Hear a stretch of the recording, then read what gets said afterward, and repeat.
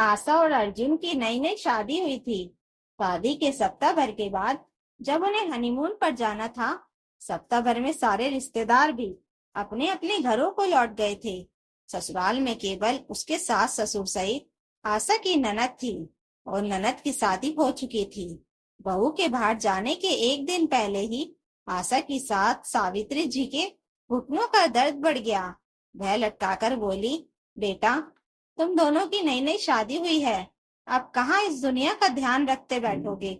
जाओ, तुम दोनों घूमो फिरो, मजे करो। मैं तो किसी तरह खुद को संभाल लूंगी। अब कोई भी बेटा और बहू ऐसी बात सुनकर अपनी माँ को ऐसे हालत में अकेले छोड़कर घूमने कैसे जा सकते थे। उन्होंने हनीमून पर जाने का प्लान कैंसिल कर दिया। सावित्री जी तो मन ही मन खुशी से उछल पड़ी थी। हाँ, यही तो वह चाहती थी। उनके मन में यह बात बैठ गई थी कि शादी के बाद उनकी बहू उनके बेटे को उनसे बहुत दूर कर देगी। इसलिए वह बेटे और बहू को एक साथ ज्यादा समय बिताने ही नहीं देती थी। सप्ताह भर के बाद आशा के ससुर जी शिव कुमार चंडीगढ़ चले गए, जहाँ पर वह जॉब किया करते थे। अभी 2 महीने पहले ही साल भर के लिए उनका ट्रांसफर चंडीगढ़ हुआ था। अपने परिवार को इस तरह अकेला छोड़कर उनका जाने का मन तो बिल्कुल भी नहीं था, लेकिन उन्होंने सोचा कि साल भर की ही बात है, इसलिए वह चले गए। अब घर में केवल आशा, अर्जुन और सावित्री जी रह गए थे। अर्जुन दिन भर ऑफिस में बिजी रहता था, और शाम को उसके ऑफिस से आने के बाद जब आशा रसोई में व्यस्त रहती और कभी बाजार चला जाता, कभी माँ की दवाइयाँ लाने, कभी किसी का फोन आ जाता, तो कभी किसी पड़ोसी के यहाँ चला जाता। इसी तरह शाम का समय व्यतीत हो जाता था। डिनर के बाद भी देर रात तक सावित्री जी अपनी बहू को अपने पास यूं ही बिठाए रखती थी।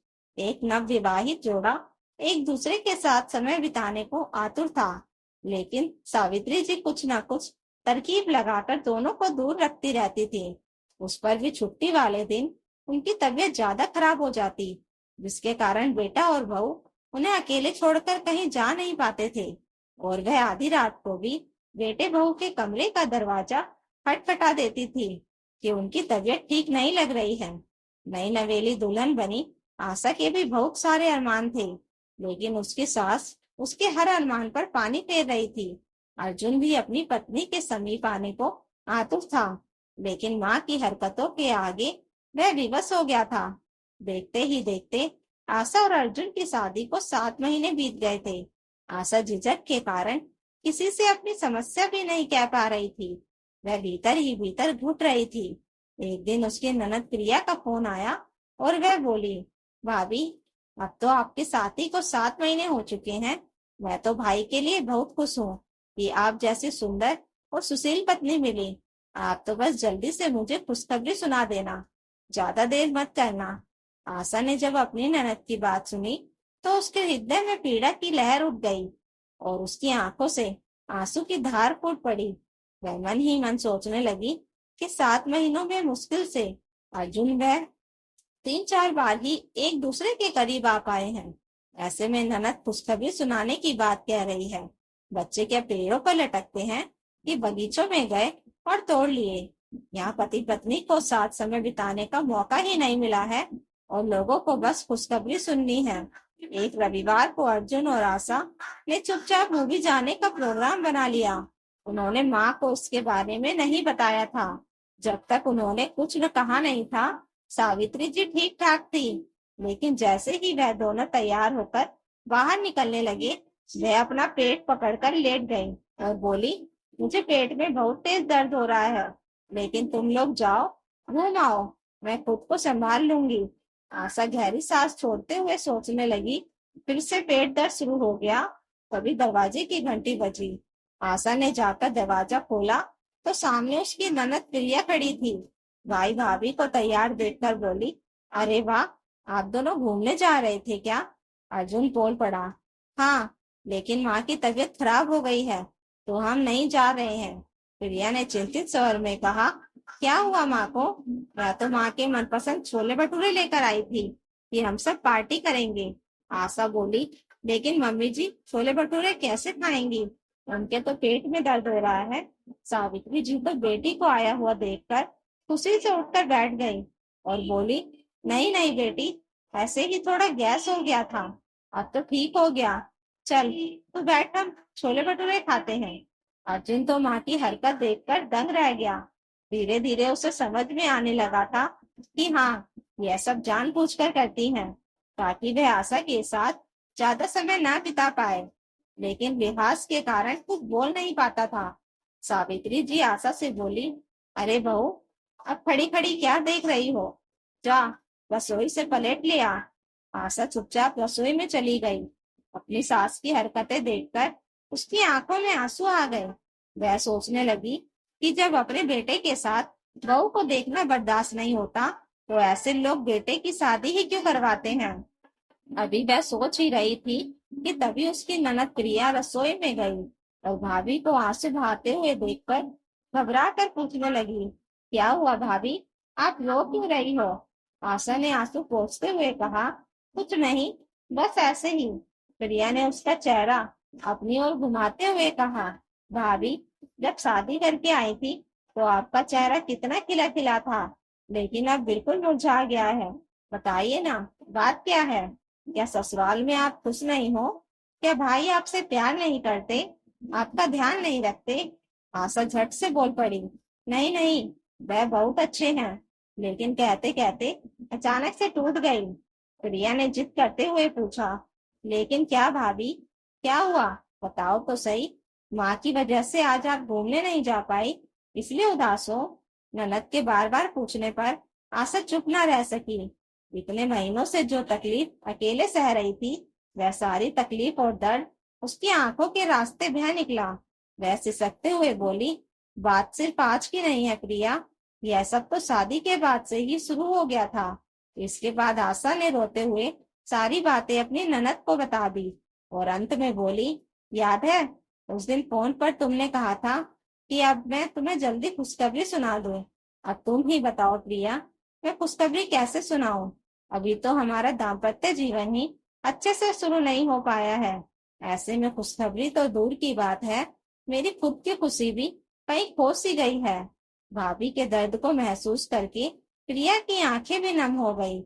उसने आशा का हाथ थामते हुए कहा, आपने यह सब मुझे पहले क्यों नहीं बताया।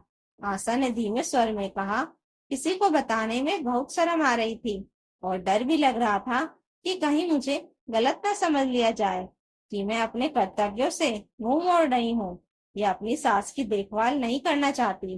प्रिया ने उसका चेहरा ऊपर उठाते हुए कहा, ऐसी बात नहीं है भाभी, घर में बुजुर्ग होते हैं तो उनकी देखभाल और सेवा करना जरूरी है, लेकिन इसका यह मतलब नहीं कि पति पत्नी अपनी खुशियों और अरमानों का गला घोट दें।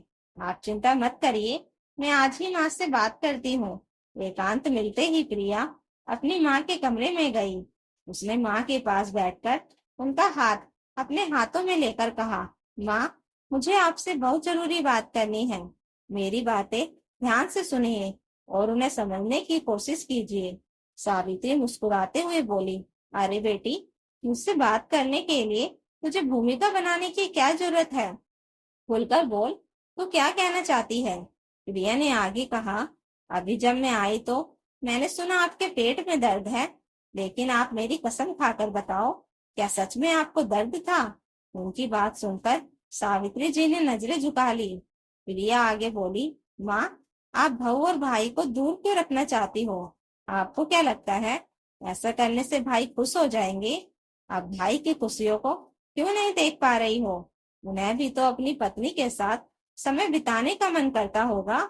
जरा सोचिए, अगर मेरी शादी के बाद ससुराल में मेरे साथ ऐसा ही व्यवहार किया गया होता, मुझे मेरे पति से दूर रखा गया होता, तो क्या मेरे दर्द को महसूस करके आपको बुरा नहीं लगता। और यह सब तो दूर की बात है। हाँ, यह आप भी तो कभी इस घर में दुल्हन बनकर आई थी, तब अगर आपको भी पापा से ऐसे ही बहाने बना बनाकर दूर रखा जाता, तो क्या आप अपने सास ससुर की इज्जत कर पाती। सावित्री जी बिल्कुल मौन हो गई, जैसे उन्हें किसी ने रंगे हाथों पकड़ लिया हो। प्रिया आगे बोली, मैं नहीं जानती कि मेरे समझाने से आपकी सोच बदलेगी या नहीं, लेकिन मैं तो सिर्फ इतना कहना चाहती हूँ कि अगर सुकून से जीना है तो बेटे और बहू को भी सुकून से जीने दीजिए। आपने अपना जीवन तो अच्छे से जी लिया, अब बेटे और बहू के जीवन में अड़चने क्यों डाल रही हो? आप एक बेटी की माँ होते हुए भी बहू का दर्द नहीं महसूस कर पा रही हो। मुझे तो आपसे बिल्कुल ऐसी उम्मीद नहीं थी कि मेरी माँ ऐसा भी कर सकती है।